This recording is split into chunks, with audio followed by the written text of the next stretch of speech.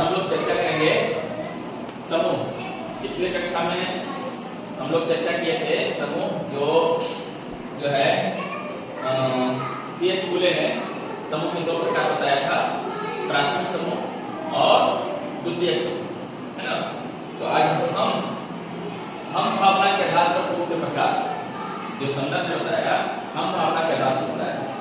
तो समदर ने हम भावना के आधार पर फोकवेज पुस्तक में, कौन सा पुस्तक में? फोकवेज पुस्तक में समूह के दो प्रकार बताया। समूह के कितने प्रकार बताया? दो समूह, जो है पहला अंतः समूह और दूसरा बाह्य समूह।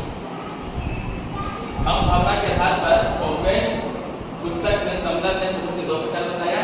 ये याद रखना है कि जो है फोकवेज पुस्तक किसने लिखी? तो समदर ने लिखी, समदर ने लिखी, है ना। और इसी पुस्तक में समदर ने समूह के दो प्रकार बताया, पहला अंतः समूह और दूसरा बाह्य समूह। ये भी याद रखना है, वस्तुनिष्ठ प्रश्न पूछा जा सकता है कि अंतः समूह और बाह्य समूह की बात कौन करते हैं? तो समदर करते हैं। कौन करते हैं? समदर करते हैं। और प्राथमिक समूह और द्वितीयक समूह के बाद फुले करते हैं, है ना। अब अंतः समूह क्या है तो ये समझेंगे। अंतः से तात्पर्य होता है हमारे अंतर्गत, है ना, हमारे अंतर्गत। जैसे कि हम भावना अंतः समूह की पहचान होती है। हम भावना क्या होती है? अंतः समूह की पहचान होती है। यह भावना हमें या हमको, उन्हें अथवा वे से अलग करती है। यानी जो है हमें को वे, हमें को उन्हें, हमें को उन्हें अथवा वे और हमको वे से अलग करती है। यानी ये बाहर में चला जाता है ना। जैसे कि मान लिया जाए ये अपना विद्यालय है, ये अंतः समूह के अंतर्गत आ गया, और कोई दूसरे विद्यालय में हुआ बाह्य समूह के अंतर्गत चला गया। जब भारत देश अपना देश है, ये अंतः समूह के अंतर्गत आ जाएगा, और दूसरे देश है ना, अफगानिस्तान हो गया, अमेरिका हो गया, ये बाह्य समूह के अंतर्गत आ जाएगा। ठीक है।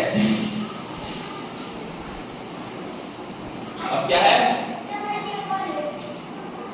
बाह्य समूह समझते हैं। तो एक बाह्य समूह वह होता है, एक बाह्य समूह वह होता है जिससे एक अंतः समूह के सदस्य संबंधित नहीं होते।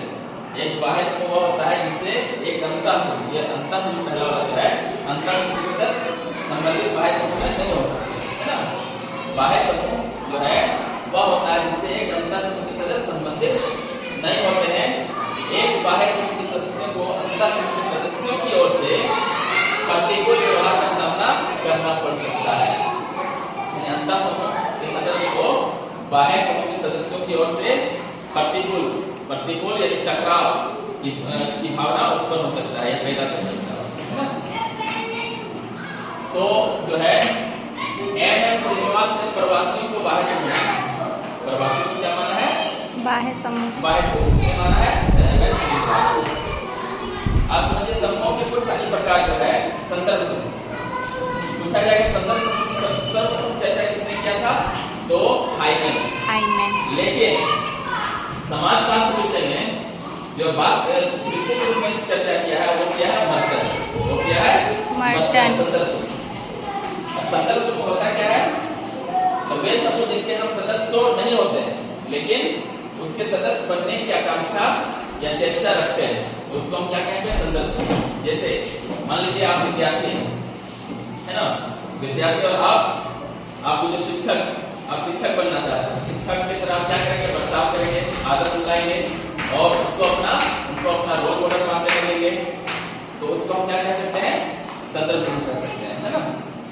जैसे कि वे समूह जिनके हम सदस्य तो नहीं होते लेकिन सदस्य बनने की आकांक्षा रखते हैं, उनको संदर्भ समूह कहते हैं। जैसे कोई विद्यार्थी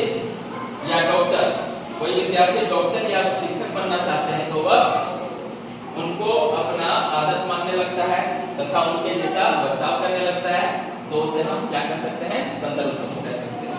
ठीक है।